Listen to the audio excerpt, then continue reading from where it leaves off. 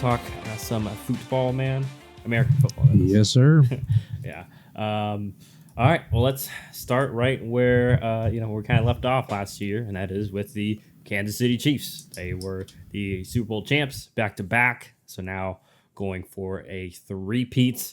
They went 11-6 in the regular season last year. It was definitely one of the lesser dominant years, to say the least. So I guess that leaves room for optimism for this year. For that, in the terms of losses, I'll start there. Actually, lost in terms of key players. I try to keep in this year, by the way. In terms of the additions and departures, players that had like at least 50% snap percentage from the opposing year, and or if they had a big contract, whatnot. But nonetheless, for the Chiefs, in regards to who they lost, starting with left tackle Donovan Smith, and then also lost, as of right now, running back Jarek Kinnan. He's a free agent. Both those guys are, maybe they picked him up. And also wide receiver Marquez Valdez-Scantling, who was their deep threat, and maybe some would say that's not a terrible loss. And then, of course, safety Mike Edwards, who was actually a pretty good safety for them last year. And then in terms of additions, brought in as their backup, because got to ensure in case something bad happens at Holmes, knocking on wood for all the Chiefs fans. Quarterback Carson Wentz, and then brought in wide receiver Marquise Hollywood Brown, although, of course, as of this recording, in case you don't know, did hurt his shoulder, so he may miss possibly week one, early part of the season. Also brought in podcast favorite, tight end Irv Smith Jr., so hopefully Irv can find some impact there after we'll take the blame for what happened to Irv. And then draft-wise, of course, what every fantasy owner loves. They got wide receiver Xavier Worthy out of the University of Texas in the first round. I think he did have the fastest 40 time, so everyone's linking that together. And then in the second round, grabbed tackle Kinsley Suamatia out of BYU, who looked pretty solid in the first preseason game, but once again, preseason. Nonetheless, any thoughts, concerns in regards to what the Chiefs did this offseason, John? In terms of concerns, no, not really. I like what they were able to do in the wide receiver room. Obviously, you bring in Xavier Worthy, Hollywood Brown, a lot of speed. I know a lot of fans are going to want to instantly assume that this means they're going to replicate the production they lost when they lost with Tyreek Hill. It's never going to happen, but it doesn't really matter because we saw even last year probably the worst the wide receiver room will ever be under the Patrick Mahomes era. I could be wrong, and maybe they'll get worse one day, but I find that hard to believe.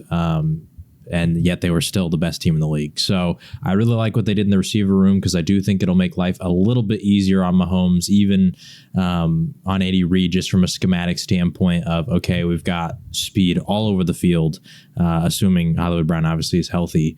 It should be relatively easier to get some people open on just some pure athleticism there. So I like that. And overall, I don't really think they, lost anybody too important. So yeah, I think it's going to be business as usual for the Chiefs, even in off seasons in the past where it seems like they got, significantly worse from a talent perspective. They've continued to still be the Kansas City Chiefs, the golden standard continuously when it comes to the playoffs, winning Super Bowls. So yeah, they didn't really have a crazy off season, but they're the Chiefs, and when you're winning Super Bowls, quite frankly, the offseason should be one of the most uneventful times for you. It's more so just trying to keep the core together and get some minor upgrades here and there. One transaction I did forget to note on here, did have to trade away quarterback L'Jarius Sneed. True. And that's where I guess. But go ahead. Their corners are also really good anyway, so I'm not too pressed about that loss because they've got a really good secondary anyway. Yeah, still got our guy Trent McDuffie out there, who's been great. Obviously, that may be a concern. Okay, sometimes when everyone moves up in the food chain a bit, sometimes that can cause issues. But like you're alluding to, I think as long as the core pieces are there, there's Chris Jones in the middle of that defense and Steve Spagnuolo.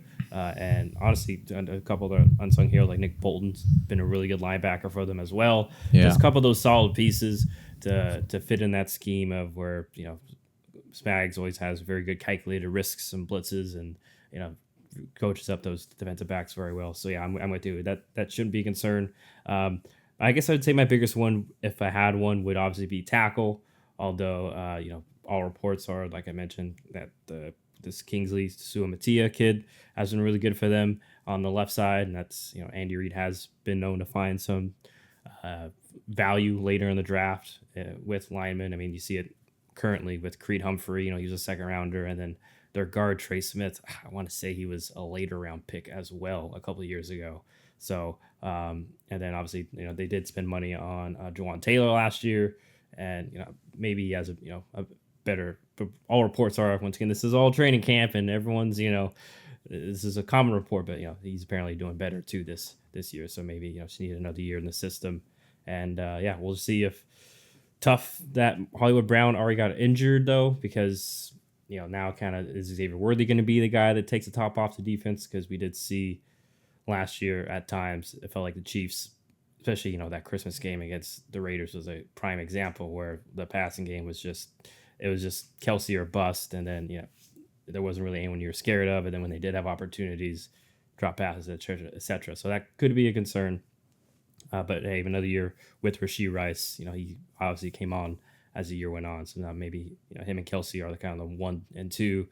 One of these other guys can step up, and if they maybe just lean to the run game like they did later in the year too, just kind of lean into playing ugly. So nonetheless, we think we both expect Kansas City to be in the championship conversation throughout the year, barring something crazy. So we expect them to rule the AFC West most likely. We'll see in our season predictions, which we'll do later in a couple weeks. But